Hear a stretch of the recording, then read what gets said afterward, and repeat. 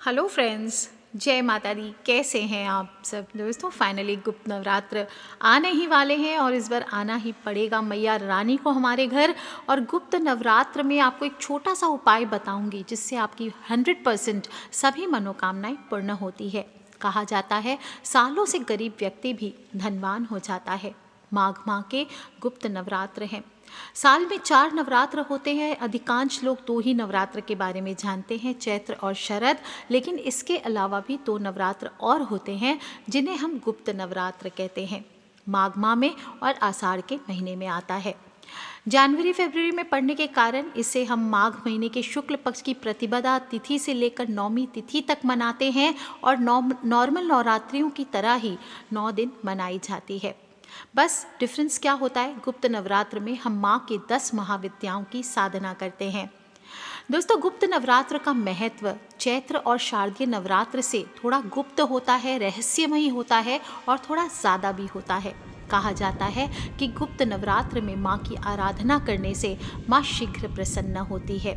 खास तौर पर तंत्र मंत्र सिद्धि साधना के लिए बहुत ही खास समय माना जाता है और दुर्लभ शक्तियों को चाहे तो मनुष्य प्राप्त कर सकता है ध्यान और साधना के द्वारा, क्योंकि इस समय की गई साधना शीघ्र फलदायी होती है। नवरात्र देवी स्मरण और शक्ति साधना की वो शुभ घड़ी होती है जिसके पीछे छुपा हुआ व्यवहारिक पक्ष होता है, जिसमें कहा जाता है कि बाहरी वातावरण में जो बदलाव आते हैं वो सुखी और स्वस्थ जीवन के लिए बहुत ज़रूरी होता है। इस विशेष काल में देवी उपासना के दौरान खान पान, रहन सहन, देव स्मरण में अपनाए गए जो संयम होते हैं, अनुशासन होते हैं, वे तन और मन को शक्ति देते हैं, ऊर्जा देते हैं, जिससे मनुष्य निरोगी होकर के लंबी आयु और सुख को प्राप्त करता है। 10 महाविद्याओं को सिद्ध करने के लिए ऋषि विश्वामित्र और ऋषि वशिष्ठ ने भी बहुत प्रयास किए, लेकिन उनके हाथ भी सिद्धियां नहीं लगी और वृहत काल गणना और ध्यान की स्थिति में उन्हें ज्ञान हुआ कि केवल गुप्त नवरात्र में ही वो शक्तियां होती है जब इन स्वरूपों को सिद्ध किया जा सकता है। और गुप्त नवरात्र में ही 10 महाविद्याओं की साधना करके ऋषि विश्वामित्र ने अद्भुत शक्तियों को प्राप्त किया, इनके स्वामी बन गए और सिद्धियों की प्रबलता का अनुमान इसी से लगाया जा सकता है कि उन्होंने एक नई सृष्टि तक की रचना कर डाली थी। जो लंकापति रावण का पुत्र था मेघनाद, शुक्राचार्य जी ने मेघनाद को परामर्श दिया था कि गुप्त नवरात्र में अपने कुल की देवी निकुंबाला की साधना करके वे अजेय शक्तियां प्राप्त कर सकते हैं, अजेय बनने वाले शक्तियों के स्वामी बन सकते हैं। और मेघनाद ने ऐसा ही किया और शक्तियां हासिल की। और इसीलिए आपको पता होगा कि मेघनाद ही एक ऐसा था जो रावण युद्ध के समय भगवान राम सहित लक्ष्मण जी को नागपाश में बांधकर मृत्यु के द्वार तक पहुंचा दिया था। कहते हैं कि यदि नास्तिक भी मजाक में भी इस समय मंत्रों की साधना कर ले तो उसका भी फल सफलता के रूप में उसे अवश्य मिलता है। और यही इस गुप्त नवरात्र की महिमा है। यदि आप भी चाहते हैं कि इन गुप्त नवरात्र का लाभ प्राप्त करना, सच्चे दिल से साधना करके माँ से जुड़ना चाहते हैं, या आपकी कोई स्पेशल मनोकामना हो, धन संपत्ति की चाहत हो, मंत्र साधना करना चाहते हो, शक्ति साधना करना चाहते हो, पावर्स पाना चाहते हो, काम काज की उलझनों से बचना चाहते हो, शादी विवाह नहीं हो रहा वो चाहते हो, संतान की कामना हो वो चाहते हो, किसी प्रियतम से मिलने की चाहत है वो करना चाहते हैं, तो आपको एक छोटी सी साधना बता रही हूँ। नियमों का पालन नहीं भी कर पाते तो बहुत शॉर्ट में आपको ये करना है और थोड़े से नियम पालन करते हुए माँ शक्ति की मंत्र साधना कीजिए। आप देखेंगे आपको 100% सभी मनोकामनाएं आपकी ज़रूर पूर्ण होगी। बस इस दौरान आपको गुप्त रूप से आराधना करनी है।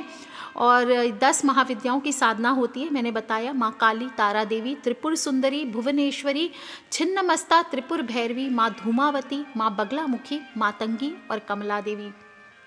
इसमें से काली साधना हो, कमला साधना हो, ये मैंने पहले बताए हुए हैं आप सभी को। और इस बार विशेष रूप से आपको राजराजेश्वरी कच्छप साधना बताने जा रही हूँ। और माघ गुप्त नवरात्र जो है वो शुरू होंगे 11 फरवरी को रात 12:34 से और प्रतिपदा तिथि की समाप्ति आपकी 12 फरवरी को रात 2:29 पर होगी। 12 फरवरी से नवरात्र शुरू होंगे जो कि 21 फरवरी तक चलेंगे और कलश स्थापना आपको 12 फरवरी को सुबह 8:34 से लेकर 9:59 तक कर लेना है। जो लोग भी अभिजीत मुहूर्त जानना चाहते हैं वो बता दूं, दोपहर को 12:13 से लेकर 12:58 तक है। साधना शुरू करने से पहले आपको ध्यान रखना है, जो साधना के लिए चीज़ें हों वो आपको पहले इकट्ठी कर लेनी होती है, तभी आपको माँ की आराधना करनी चाहिए।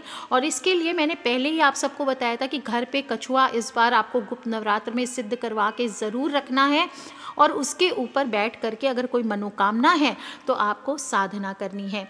सबसे पहले हम बात करेंगे जीवन में धन प्राप्ति की। हर किसी को ज़रूरत होती है। सबसे मेन इंसान की समस्याएं पैसा ही होती है। कोई को पैसा नहीं मिलता, मिल जाता है तो उसको बरकत नहीं होती, उसके पास सेविंग्स नहीं होती, अच्छे कामों में नहीं लग पाता, बहुत तरह से धन हानि होती है, आते आते पैसा रुक जाता है।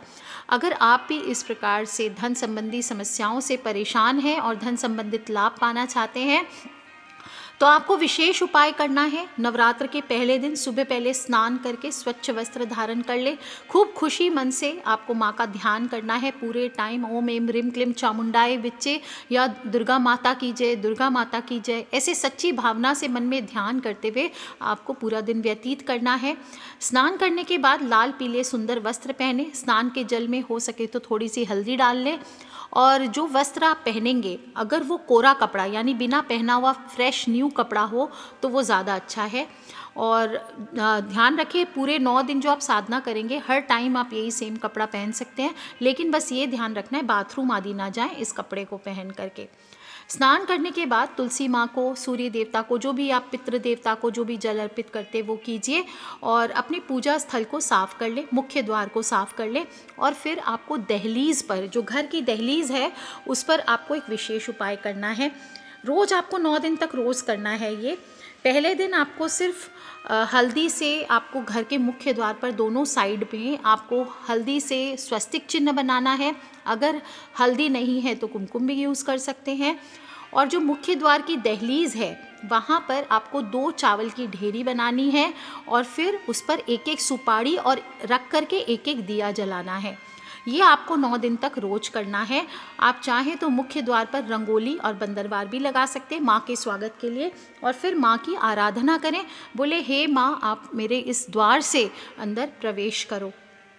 इसके बाद आपको पूजा स्थल पूरा साफ कर लेना है और जो भी आपके घर में देवी माता लक्ष्मी की या नौ दुर्गा की या दुर्गा माँ की जो भी चित्र है या प्रतिमा है वो लाल आसन पर लाल कपड़ा बिछा करके आपको वहाँ स्थापित करना है। एक कलश आप चाहें तो स्थापित कर सकते हैं। कलश में थोड़ा सा गंगा जल डाल लें और 7 हल्दी की गांठ डाल लें, 1 कॉइन डाल लें और कुमकुम का उस पर स्वस्तिक बना के कलावा बांध करके उसको आपको नारियल रख करके स्थापित कर लेना है। नारियल ऐसे रखना है कि नारियल जिस तरफ से मुख हम तोड़ते हैं पेड़ के ऊपर से, वैसे उसका मुख आपका हमारे सामने की ओर होना चाहिए, हमारी ओर होना चाहिए। इस प्रकार से आप कलश स्थापित करें और माँ का आवाहन करें, ध्यान करें। गुप्त नवरात्र की जो तीसरी देवी है आद्य महाविद्या त्रिपुर सुंदरी, उनका ध्यान करना है। राजराजेश्वरी, बाला, ललिता, मीनाक्षी, कामाक्षी, सताक्षी, कामेश्वरी सभी इनके नाम हैं। और त्रिपुर सुंदरी के स्वरूप में देवी शांत मुद्रा में लेटे हुए सदाशिव के नाभि से निर्गत कमल आसन पर विराजमान है। उनके इस स्वरूप का आपको ध्यान करना है। देवी की भुजाओं में पाश है, अंकुश है, धनुष है और बाण है। और देवी के आसन को ब्रह्मा, विष्णु, शिव तथा यमराज अपने मस्तक पर धारण करते हैं। देवी 3 नेत्रों से युक्त है और मस्तक पर अर्धचंद्र को धारण करती है। इस प्रकार से आपको माँ का ध्यान करना है। और फिर हो सके तो आप माँ को पंचामृत से, दक्षिणावर्ती शंख है आपके पास तो उससे आप स्नान कराइए, जल भर के स्नान कराइए, वस्त्र धारण करवाएं, केसर कुमकुम का तिलक करें, लाल फूल माला आदि अर्पित करें और सात्विक भोग चढ़ाएं। माँ को थोड़े से इत्र ज़रूर चढ़ाने चाहिए। सात्विक भोग में आप कुछ भी रख सकते हैं, पेड़े, मालपुआ, कोई मिठाई हो, इस प्रकार से आप कुछ भी रखें। और एक भोग के साथ आपको जल भी थोड़ा ज़रूर रखना चाहिए माँ के लिए। अक्सर हम क्या करते हैं, भगवान के आगे भोग रख देते हैं और उनको जल अर्पित नहीं करते। भोग के साथ हमेशा जल अर्पित करना चाहिए। अब आपको एक नॉर्मल प्लेट या चांदी की प्लेट लेनी है। उसमें आप एक चांदी का सिक्का या सोने का सिक्का जो भी आप अफोर्ड कर सकें, एक कछुआ जो मैंने आपको पहले बताया था सिद्ध किया हुआ कछुआ आपको मंगाना है। उसमें राजराजेश्वरी मंत्रों से सिद्ध किया हुआ कछुआ आपको 1.25 लाख जप करके वो मंगवाना चाहिए। 1 हल्दी की गांठ सिंदूर थोड़े से और 108 पीले चावल के दाने, ये सभी चीज़ें, और थोड़ी सी जौ या गेहूँ या एक रोटी और गुड़ आपको रखना है। अब आपको अखंड ज्योत जलानी है। ये सभी चीज़ें रखने के बाद एक दीपक जला दीजिए। अखंड ज्योत का विशेष महत्व होता है। जो लोग भी अखंड ज्योत नहीं जला सकते, क्योंकि 9 दिन ध्यान रखना पड़ता है, तो आप इस दिन बिना अखंड ज्योत जलाए भी जितनी देर आप पूजन करेंगे या जितनी देर आप पाठ करेंगे उतनी देर दीपक आपका चसता रहे, ये बात का ध्यान रखें। इतना घी आपको डाल देना चाहिए।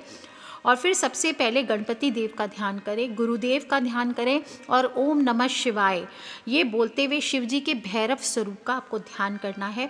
और फिर स्फटिक की माला से 10 माला का आपको जप करना है। एक माला आपकी 108 मंत्रों की होती है, इस बात का आप ध्यान रखें।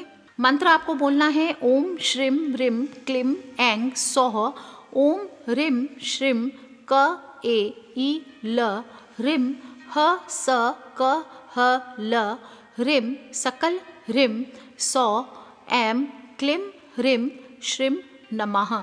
इस प्रकार से आपको माँ का मंत्र बोलना है। 10 माला आपको करनी है और इसके बाद मंत्र का जप करें लक्ष्मी माँ का, श्रीम ह्रीम श्रीम महालक्ष्मी नमः। इस मंत्र का आपको जप करना है। सारी माला का जप आपको स्फटिक की माला से ही करना चाहिए साधना। और स्फटिक की माला बाई चांस अगर आपके पास नहीं हो, अगर आप नहीं किसी कारणवश नहीं मिल पाई आपको या कुछ है सिद्ध की हुई माला, तो आपको इसमें आप मिश्री के दानों को सिद्ध करके यूज़ कर सकते हैं। मंत्र उच्चार करेंगे तो आपको एक एक चावल इस प्लेट में डालते जाना है। हर मंत्र को बोलने के बाद 108 मंत्र आप बोलेंगे और 108 मंत्र के साथ हर मंत्र के बाद एक एक चावल का दाना आपको इस प्लेट में डालते जाना है।